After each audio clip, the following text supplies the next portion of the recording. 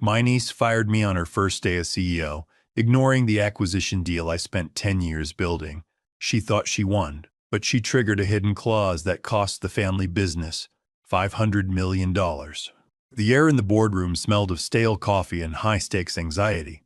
It was 4:15 p.m. on a Tuesday, the kind of gray, rainy afternoon where the skyline of the city looks like it's been sketched in charcoal. I sat at the head of the mahogany table, my hand resting on a document that was thicker than a dictionary and worth considerably more. Across from me sat Cameron Vane, the lead negotiator for Titan Global. Cameron was a man who didn't smile. He merely adjusted his facial muscles to indicate a transaction was complete. He was wearing a navy suit that likely cost more than the first car I ever bought. "The terms are acceptable, James," Cameron said, his voice dry as dust. $6 billion for the acquisition of RightTech, contingent on the final regulatory sweep and the retention of core leadership during the transition phase. Titan Global is happy to have you. I felt a knot loosen in my chest. 15 years. That's how long it had been since I sketched the initial schematic for our quantum encryption chip on a napkin in a diner. Now, it was the industry standard. "We're happy to be part of the Titan family, Cameron," I replied, clicking my pen a silver Parker jotter I'd had since college and signing the final page. My older brother, Richard, sat to my right. As the chairman and majority shareholder, this was technically his victory, but everyone in the room knew who had built the engine that drove this car. Richard was sweating, his eyes darting around the room with a nervous energy that I attributed to the sheer magnitude of the wealth we were about to unlock. "It's a great day, James," Richard murmured, though he wouldn't look me in the eye. "A great day for the family." "It is," I agreed, closing the leather binder. "Mom and Dad would have been proud." The door to the boardroom swung open. It wasn't the caterers with the champagne. It was Alice, Richard's 26-year-old daughter. My niece.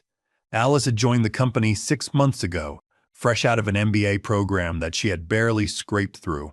She walked in with the unearned confidence of someone who had never heard the word no. Her heels clicked aggressively against the hardwood floor, a staccato rhythm that silenced the room. "Are we done here?" Alice asked, not looking at me, but staring directly at the signed contract in the center of the table. "Just finished, Alice," I said, offering a polite smile. "We're celebrating." "Good," she said, finally turning her gaze to me. Her eyes were cold, devoid of the warmth I remembered from when she was a child. "Because we need to discuss the restructuring. Immediately." I frowned. "Restructuring? Alice, the ink isn't even dry. We have a transition plan with Titan. Nothing changes for at least 12 months. Cameron Vane stood up, buttoning his jacket. "I leave the internal politics to you gentlemen and lady. James, I'll see you at the integration meeting on Monday. Remember, Titan is buying the brain trust. That means you. I'll be there, I promised." Cameron left, his team trailing behind him like a silent school of sharks. The room suddenly felt very small.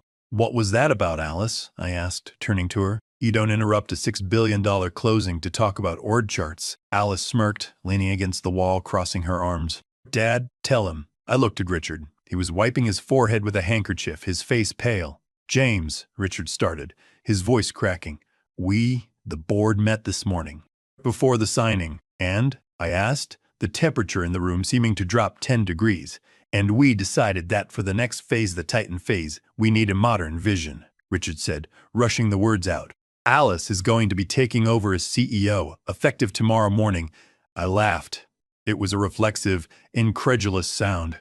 "Richard, be serious. Alice has been here 6 months. She doesn't know the difference between a qubit and a line of code." "Titan expects me to lead the integration." "Titan expects a right to lead it," Alice interjected, stepping forward. "And I'm a right, a younger, sharper one. We need to pivot away from your outdated operational models, Uncle James. You built the tech, sure, but you don't know how to sell the future." "I just sold the company for $6 billion, Alice," I said, my voice rising. "I think I know how to sell." "You sold the past," she countered. "I'm the future." "Pack your things, James. We'll discuss your severance package in the morning." I looked at Richard, waiting for him to correct her, to step in and be the big brother. He just stared at the table. "It's majority rule, James," Richard whispered. "I'm sorry." The betrayal hit me harder than the absurdity of it. I stood up, grabbing my pen. "You're making a mistake," I said quietly. A very expensive one. Alice just laughed. I think we can afford it. The next morning, the sky was a bruised purple, heavy with rain that hadn't yet fallen. I arrived at the office at 7:45 a.m., just as I had every day for the last 15 years. But today, my keycard didn't beep. The little light on the scanner turned a harsh, rejecting red. I tried it again. Red. Mr. Wright? I turned to see Eddie, the head of security. I had hired Eddie 10 years ago. I knew his wife's name. I had sent a gift when his daughter graduated college. He looked like he wanted to be anywhere else on Earth right now. Eddie, my card's demagnetized, I said, though I already knew that wasn't the problem. It's not, sir, Eddie said, looking at his shoes. I have orders. You're not allowed on the premises without an escort. Your access has been revoked. I felt a cold flush of humiliation creep up my neck. Revoked? By whom? CEO's orders, Eddie mumbled. Ms. Alice. Fine, I said, keeping my voice steady, though my hands were trembling slightly in my pockets. Escort me then. I need to get my personal effects. The walk to the elevator was the longest of my life. The lobby, usually a place where employees would wave or stop me to chat about a project, was deadly silent. People looked down at their phones, avoiding eye contact. They knew. In a company this size, bad news travels faster than light. When the elevator doors opened on the executive floor, the change was immediate. My nameplate had already been removed from the door of the corner office. In its place, a hastily printed piece of paper read Alice Wright.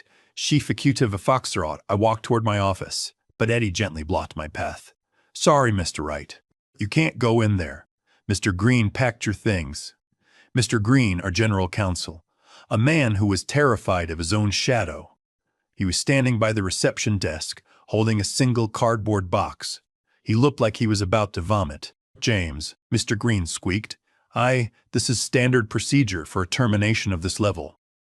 Termination, I repeated, taking the box.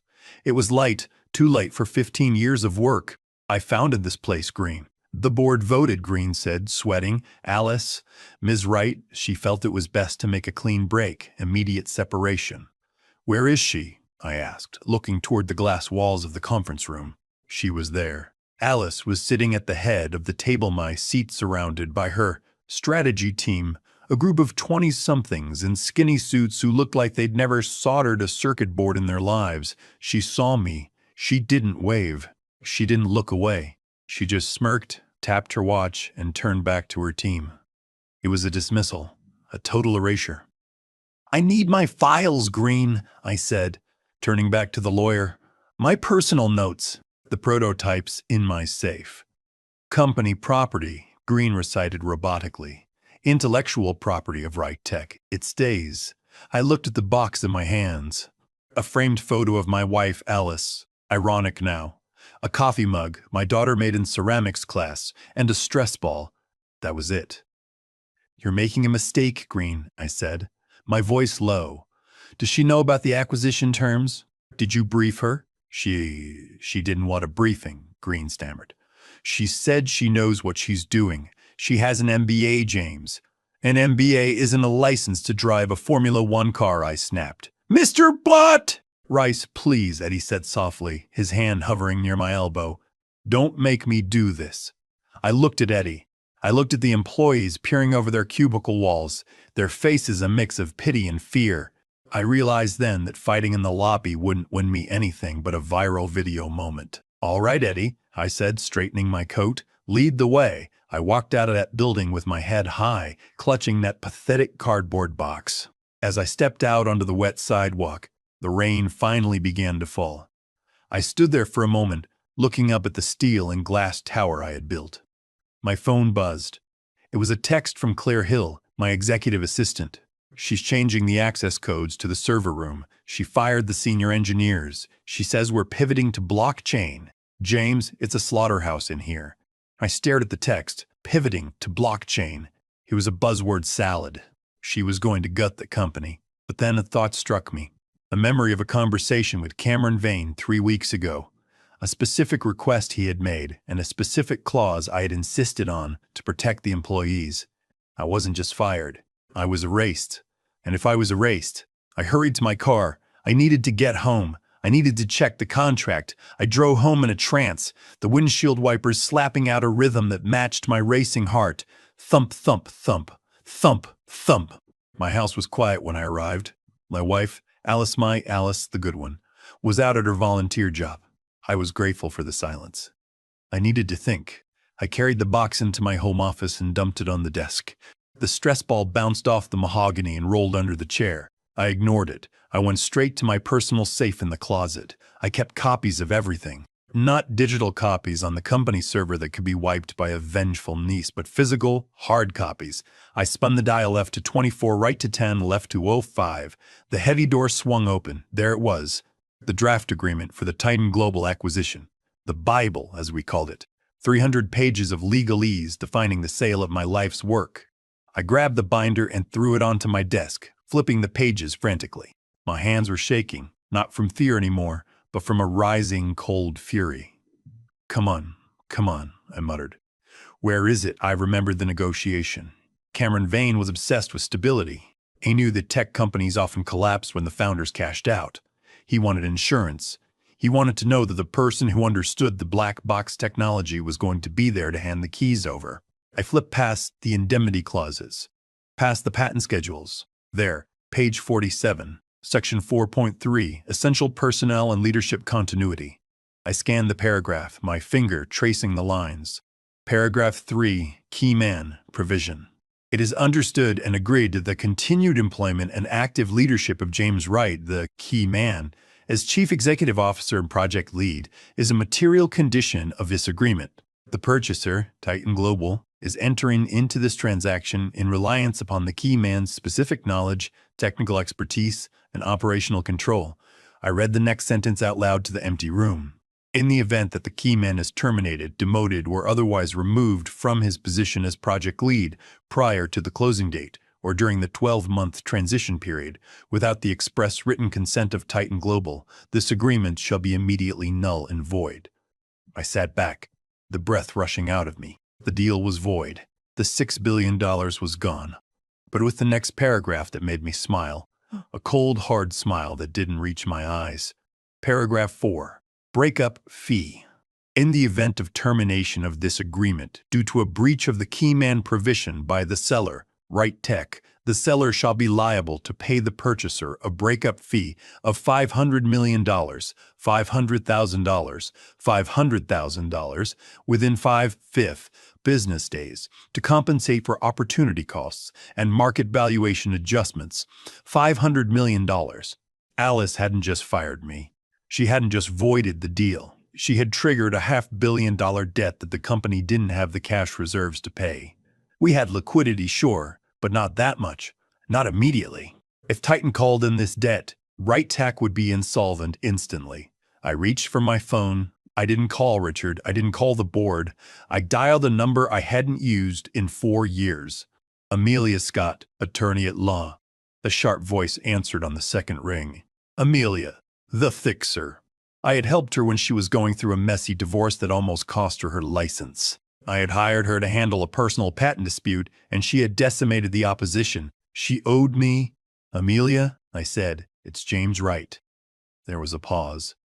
James, I saw the news on the ticker. Titan Global acquisition, $6 billion. Congratulations. Why are you calling me? You should be on a yacht. I'm not on a yacht, I said, staring at page 47. I was just escorted out of my building by security. My niece fired me. She what? Amelia's voice sharpened. She fired me. She what? Amelia's voice sharpened. She fired me. Effective immediately. And Amelia? Yes. She didn't read the contract, specifically the Key Man clause on page 47. I heard a sound on the other end of the line. It sounded like a lighter flickering, followed by a long exhale. Does Titan know yet? She asked. Not yet, I said. James, Amelia said, her voice dropping into a professional purr that was terrifying to behold. Do you want to negotiate a severance, or do you want to burn it down? I looked at the cardboard box. I thought of Alice's smirk. I thought of Richard's silence. I don't want a severance, I said. I want a severance, I said. I want to enforce the contract.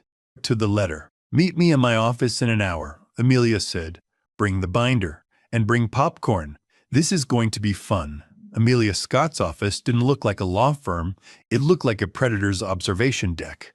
Located on the 45th floor, the walls were floor-to-ceiling glass, offering a panoramic view of the city's financial district, the very district she terrorized for a living. I sat in a chair made of Italian leather that probably cost more than my first car. Amelia stood by the window, silhouetted against the gray afternoon light. She hadn't changed much in 4 years. Her hair was still cut in a sharp, asymmetrical bob that looked like it could cut glass, and her posture was rigid, like a coiled spring. "Page 47, she said, not turning around. She was holding my binder open in her hands. "It's beautiful, James. It's poetry. I didn't think it would come to this," I said, staring at a modern art sculpture on her desk that looked vaguely like a shrapnel explosion. "I put that clause in to protect the employees, to stop Titan from gutting the staff the moment I left. I never thought my own family would be the ones to pull the trigger." Amelia turned, her heels clicking on the marble floor. She dropped the binder onto the desk with a heavy thud.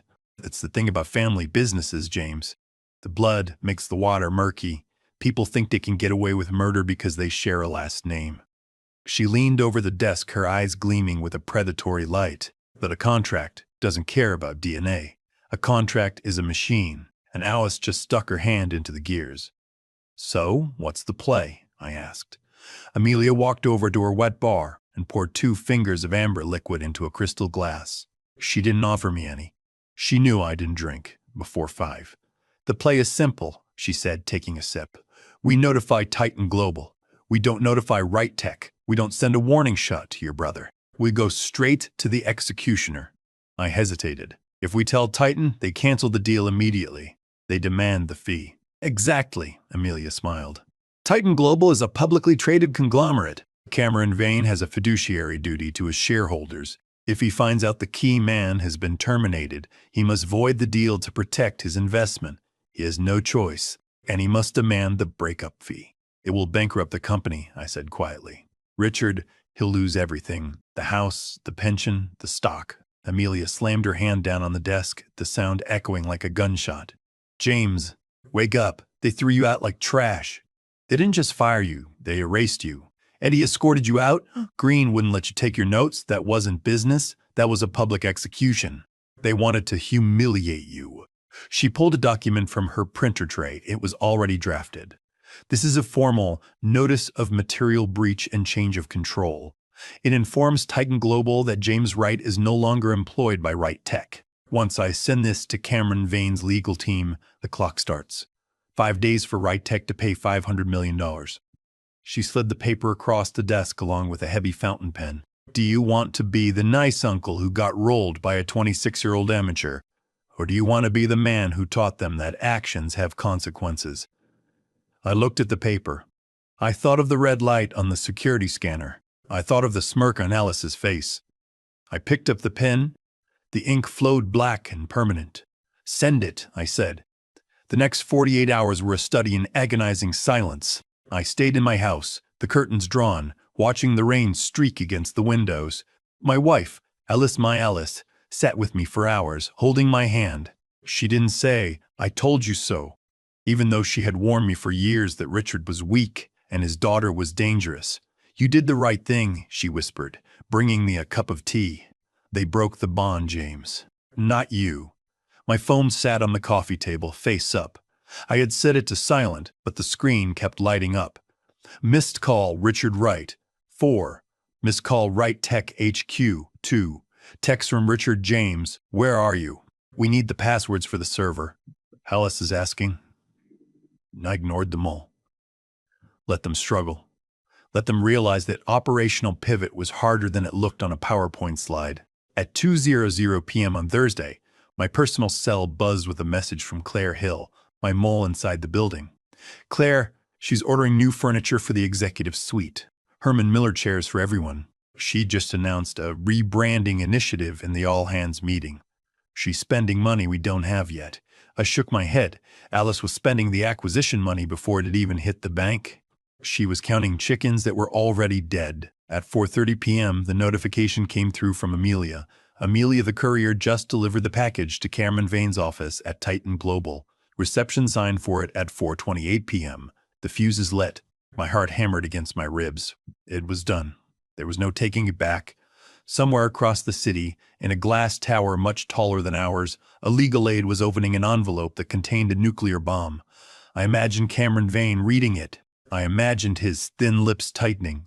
I imagined him picking up the phone not to call me, but to call his CFO. My phone lit up again. Missed call, Richard Wright. I stared at the screen. Richard didn't know yet. He was probably calling to ask how to reset the alarm code or find a file. He had no idea that he was standing on a trapdoor and I had just pulled the lever. "Are you going to answer?" my wife asked, looking up from her book. "No," I said, flipping the phone face down. "I'm retired." The house was quiet, but it was the silence of a held breath, the calm before the storm. I went to the kitchen and started making dinner, chopping vegetables with methodical precision. I needed to keep my hands busy. Around 6:00 p.m., Claire texted again. "Claire, something is wrong. Mr. Green just ran out of his office looking like he saw a ghost. He's heading to Alice's office. He's holding a fax. A fax. The old-school method of legal service." Titan Global moved fast. I stopped chopping. The knife hovered over a red pepper. The first domino had fallen. While the legal missile was inbound, Right Tech was throwing a party. Claire sent me photos from the New Era celebration Alice had organized in the main atrium. It was nauseating. There were balloons in the company colors, blue and silver, and a banner that read WR White Tech 2.0, "The future is female." I zoomed in on the photo. There was a champagne tower. Catering staff were passing around hors d'oeuvres that looked like caviar. Alice stood on a makeshift stage, holding a microphone, wearing a white suit that made her look like a cult leader. Richard stood behind her, clapping like a trained seal, a glass of champagne in his hand. I could almost hear her speech. Something about shedding the dead weight of the past. Something about synergy and paradigms. I sat in my dark living room, the glow of the phone illuminating my face. It was tragic. They were celebrating a victory that had already been annulled.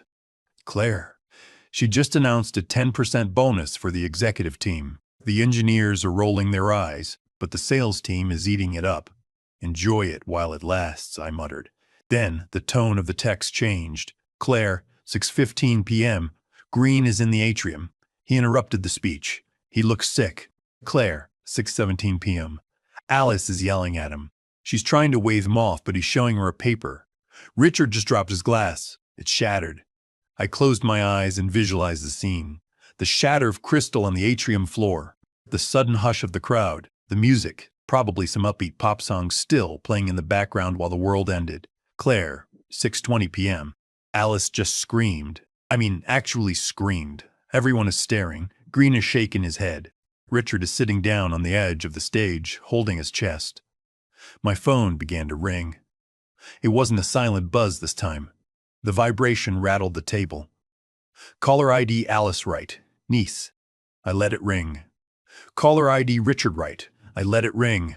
Caller ID Mr. Green. I let it ring. Then a new number appeared. A landline. The area code was 212. New York. Titan Global. It was Cameron Vane. I picked up the phone. "Hello, Cameron," I said, my voice steady. "James." Cameron's voice was ice cold, sharper than I'd ever heard it.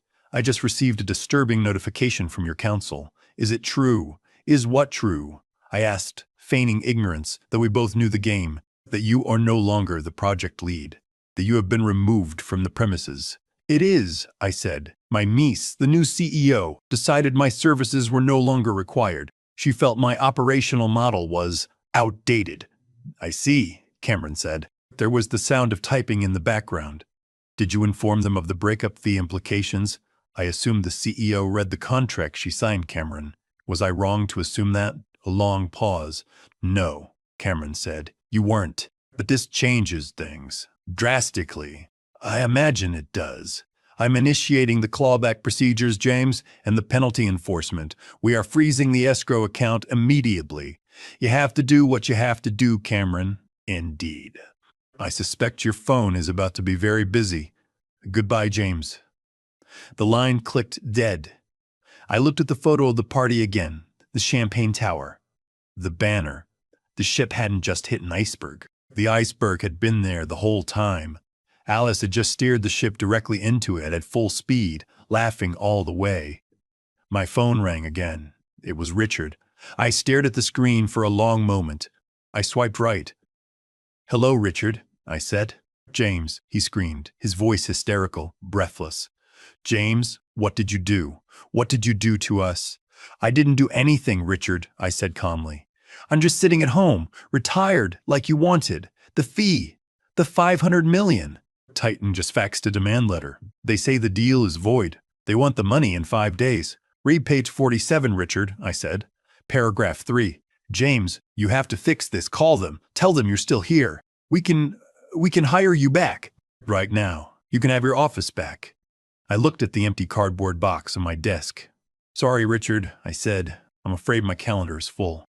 I hung up. The next morning, the rain had stopped, replaced by a humid, oppressive gray mist that clung to the windows.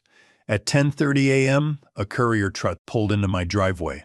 It wasn't the usual postman. It was a private process server. I signed for the envelope. It was thick, heavy, and stamped with the Titan Global insignia. It was a courtesy copy of the document that had landed on Richard's desk the previous evening. I took it into the kitchen and poured a cup of black coffee. My wife sat across from me, her hands wrapped around a warm mug, watching me with a mixture of apprehension and pride. "Is that it?" she asked softly. "This is it," I said, slicing the envelope open with a knife. I pulled out the document. It was titled, "Notice of Moderal Breach and Demand for Immediate Payment." I skipped the legal preamble and went straight to the bold text in the center of the second page. Pursuant to Article 4, Section 4.3 of the Acquisition Agreement, the removal of Mr. James Wright constitutes a key man event. Titan Global hereby exercises its right to terminate the agreement effective immediately. And then, the number that changed everything. Demand is hereby made for the payment of the breakup fee in the amount of $500,000 and $500,000 and 500 Felgian USD, payable via wire transfer within 500 million USD doubly, payable via wire transfer within 5 Pikemerits business days. Failure to remit payment will result in immediate litigation and asset seizure. 5 days. They had 120 hours to find $500 million in liquid cash. I knew the company's financials better than anyone. We had strong revenue, valuable patents, and significant real estate holdings.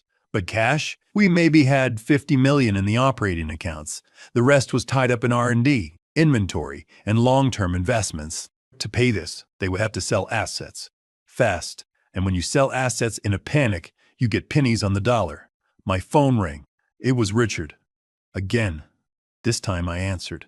"Hello, Richard. James." His voice was a rasp, like he hadn't slept in 24 hours. "We received the letter. You have to stop this. You have to call Cameron Vane and tell him it was a misunderstanding. Tell him you're on a sabbatical. Tell him you're still the lead." "I can't lie to a publicly traded company, Richard," I said, taking a sip of coffee. "That's securities fraud. I'm not going to prison for Alice's mistake." "She's your niece," Richard shouted, the desperation cracking his voice. "She made a mistake. She's young." "You're going to destroy the family legacy over a bruised ego." "Legacy?" I repeated, my voice dropping an octave. "You let her escort me out by security, Richard. You let her erase 15 years of my life in 15 minutes. You didn't say a word. You just watched." I was outnumbered by the board," he stammered. "You are the board, Richard. You own 51% of the voting stock. You could have stopped her.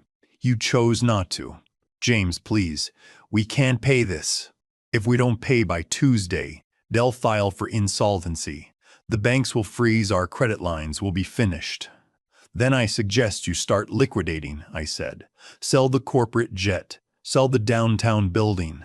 Sell the patent portfolio if you have to." "We can't sell the patents. That's the core business." "It was the core business," I corrected. "Now it's just collateral." "James, wait." I hung up. I looked at my wife. "He wants me to lie to Titan to save them." She shook her head. "Don't you dare. They made their bed." I texted Amelia. Richard is panicking. He's asking me to commit fraud to cover it up. Amelia, document everything. Don't speak to them again without recording it. The clock is ticking. Tick-tock. By Friday, the smell of death was surrounding Right Tech. The news had leaked. You can't keep a $500 million default secret for long, especially when Wall Street is involved. The Financial Journal ran a headline that morning. Right tech deal collapses, CEO woosted, 500 Meller penalty triggered. The article was brutal. It described Alice as an inexperienced nepotism hire who had torpedoed a unicorn exit in under 24 hours. Claire Hill was keeping me updated from the trenches. Her text painted a picture of absolute chaos. Claire, 9:15 a.m. The banks just called. They're invoking the material adverse change clause in our revolving credit line. They froze the payroll accounts. People aren't getting paid today. Claire, 10:30 a.m. Alice is in her office screaming at the CFO. She wants to sell the server farm in Oregon. The CFO told her it would take months to close a deal like that. She threw a stapler at the wall. Claire, 1:00 p.m. Titan Global just filed a preliminary injunction to prevent us from selling any IP. They're locking down the assets so they can seize them next week. James, it's over. People are packing their boxes. I sat in my home office, watching the stock ticker on my computer. Right Tech wasn't public, but Titan Global was. Titan stock had dipped slightly on the news of the failed acquisition, but then rebounded. The market realized Titan was going to get a $500 million payout for doing absolutely nothing. Cameron Vane was a genius. Around 2:00 p.m., my doorbell rang. I checked the security camera. It wasn't a courier this time. It was Mr. Green, the general counsel. He looked like he had aged 10 years in 2 days. His tie was loosened, his top button undone, and he was sweating through his suit. I opened the door. "James," he breathed, looking at me with pleading eyes. "May I come in? Give me one reason why I shouldn't slam this door, Green," I said, leaning against the frame. "Because I have a proposal," he said. "From the board, they want to settle." I let him in. We sat in the living room. He didn't accept the water I offered. "Here's the situation," Green said, his hands trembling as he pulled a file from his briefcase. "We can't raise the cash. The banks have locked us down. Titan is going to force an involuntary bankruptcy on Tuesday." "I know," I said. "Richard and Alice, they are prepared to offer you a reinstatement," Green said, trying to sound official. "Full salary, double the stock options. Title of Chairman Emeritus, if you can get Titan to waive the fee." I laughed. It was a genuine hearty laugh that startled him. "Green, do you understand how contracts work? Titan isn't going to waive $500 million because I ask nicely. That money is already on their balance sheet. It's done. There has to be a way," Green cried. "Alice is willing to step down." "She'll resign." "Alice resigning doesn't put $500 million back in the bank," I said. "The breach occurred. The penalty triggered. The only way out is payment." Green slumped in the chair. "Then the company dies. Monday morning we file Chapter 11. The assets go to auction." "Yes," I said, "they do. James, you built this place. You can't let it be carved up by vultures." I looked at him, my expression hardening. "I didn't let it happen, Green. You did. You, the lawyer who was supposed to advise the board. Did you tell them about the clause?" Green looked down. I tried to bring it up. Alice cut me off. She said she didn't need a lecture on details. And then she bought the ticket, I said, standing up. "Now she takes the ride. There's a board meeting tomorrow morning," Green said, standing up defeatedly. "Saturday emergency session.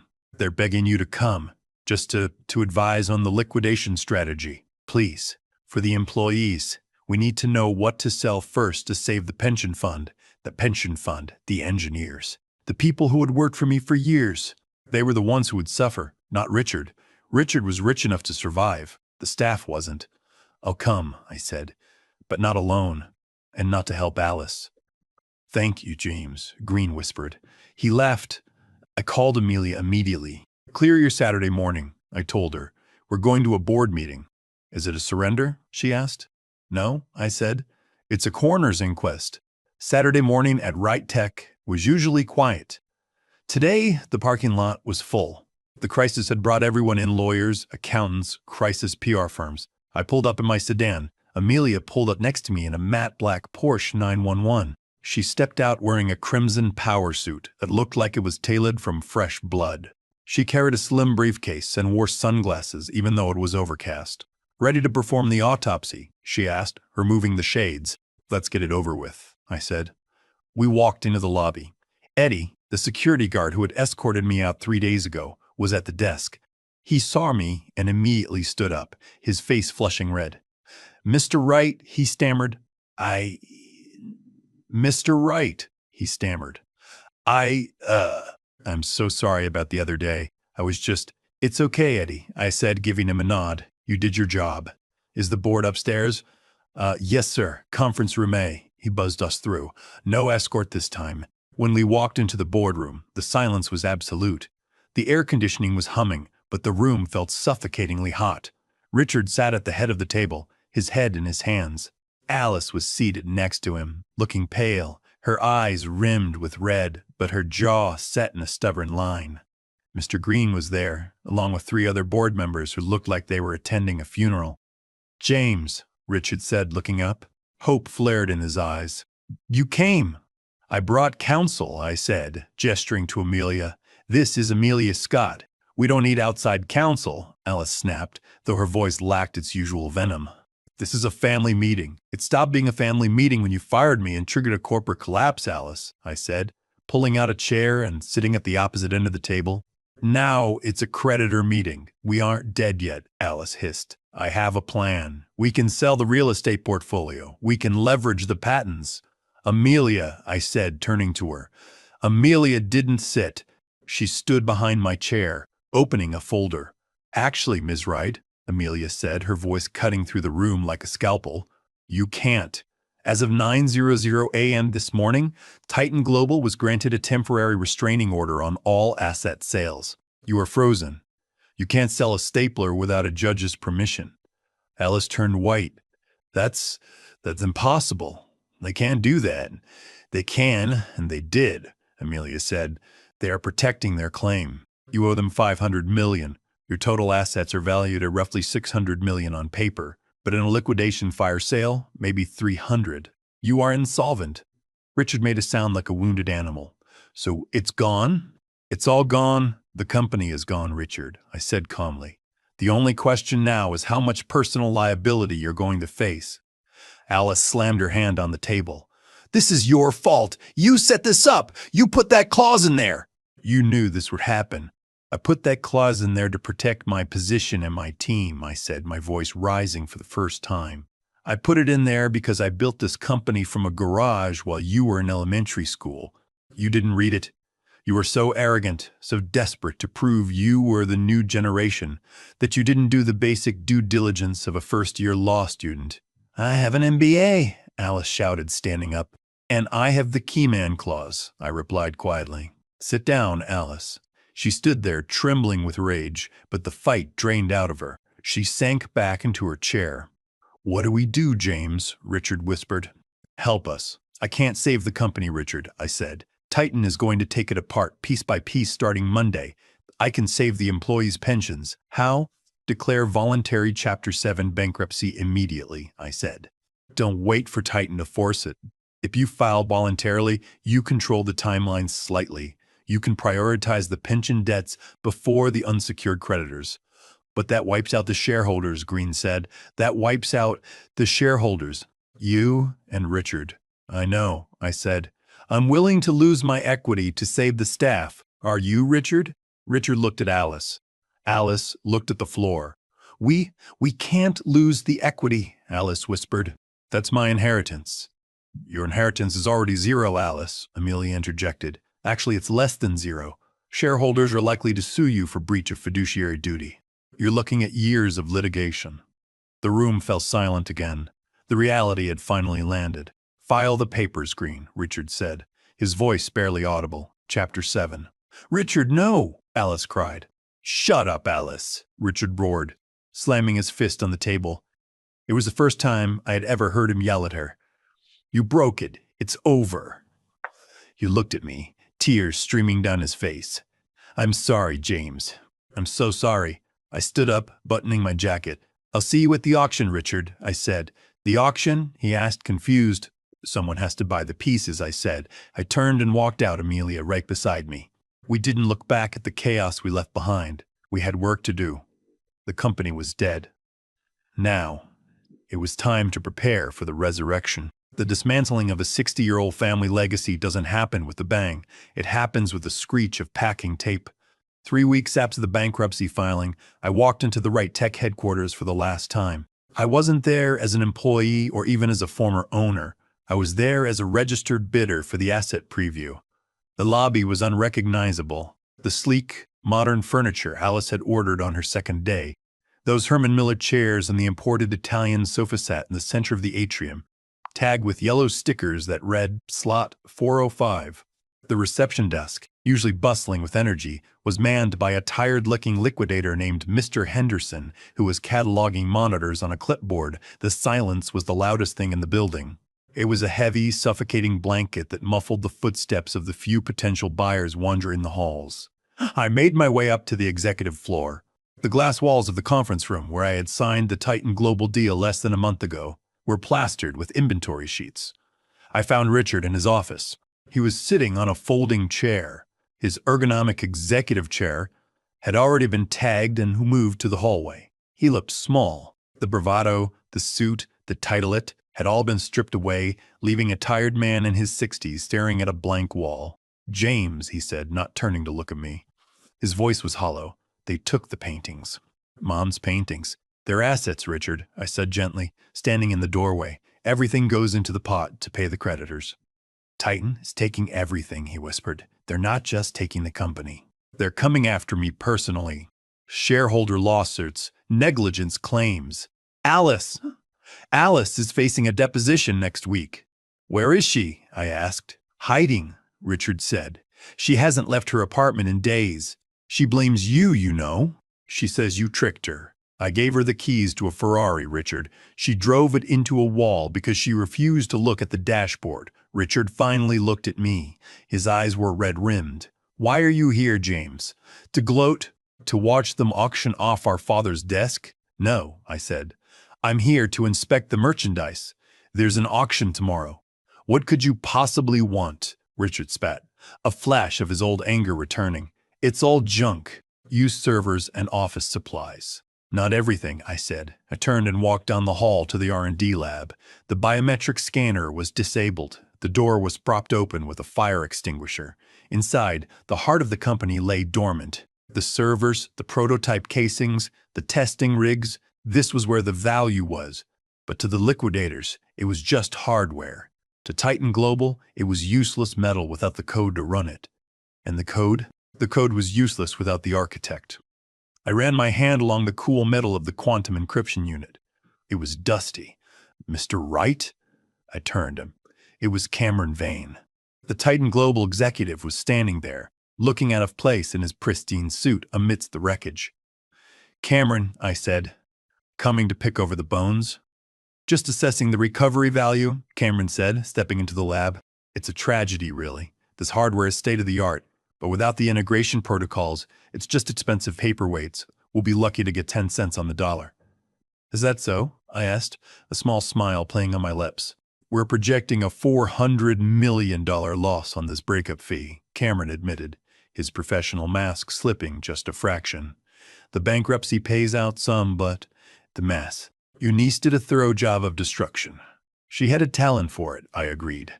Cameron looked at me, his eyes narrowing slightly. "You know, James, if someone were to buy these assets, someone who knew how to make them work, they could probably build something quite valuable."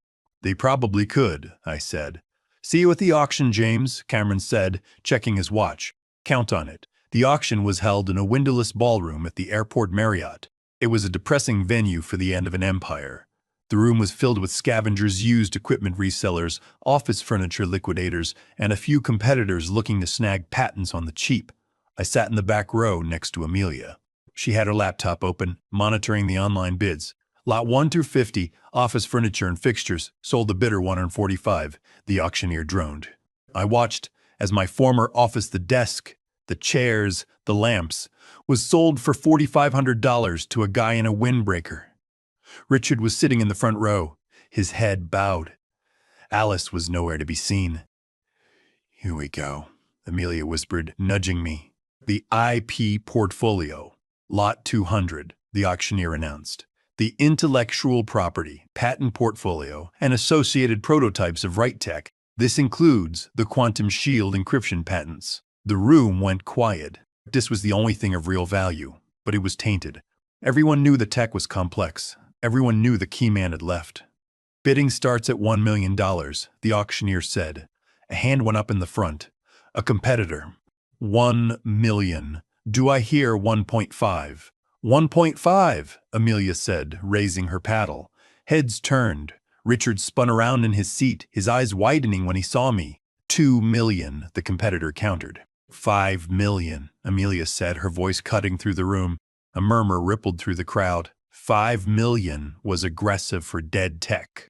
The competitor hesitated. He was probably texting his boss, asking if they could reverse engineer the code without me. The answer, I knew, was no. 5 million going once, the auctioneer chanted. Going twice! Wait! Richard stood up, waving his hands. You can't sell it to him. That's my brother. Sir, sit down or be removed, the security guard barked. He planned this, Richard screamed, pointing at me. He tanked the company so he could buy it back cheap. The bidder is registered and funds are verified, the auctioneer said, ignoring him. Sold for $5 million to bidder 88. The gavel banged. It sounded like a gunshot. I didn't flinch. I'd just bought my life's work valued at $6 billion a month ago for the price of a nice house in the Hamptons. I stood up and walked toward the front. Richard blocked my path, his face purple with rage. You stole it, he hissed. You stole our inheritance. I bought it, Richard. I corrected him, my voice calm. With the money I made from my previous severance and the savings I kept because I didn't buy yachts and summer homes, you had the same opportunity to bid. Why didn't you? We're bankrupt. You know we're bankrupt. Then I guess you weren't the right owners for this technology, I said. I walked past him to the settlement table. Cameron Vane was waiting there. He held out a hand. Congratulations, Mr. Wright, Cameron said. Titan Global is always looking for new partners. I hear you have a new company with some very interesting IP. It's called Wright Systems, I said, shaking his hand. And yes, we have the patents, but the price has gone up, Cameron. Cameron actually laughed. I expected nothing less. Call my office Monday. We'll draft a licensing agreement. A licensing agreement. No acquisitions this time. No acquisitions, I agreed. I like being my own boss. I looked back at Richard. He was being escorted out by security, shouting into his phone, presumably at Alice. Amelia packed up her laptop. Nice doing business with you, James. The pleasure was mine, Amelia.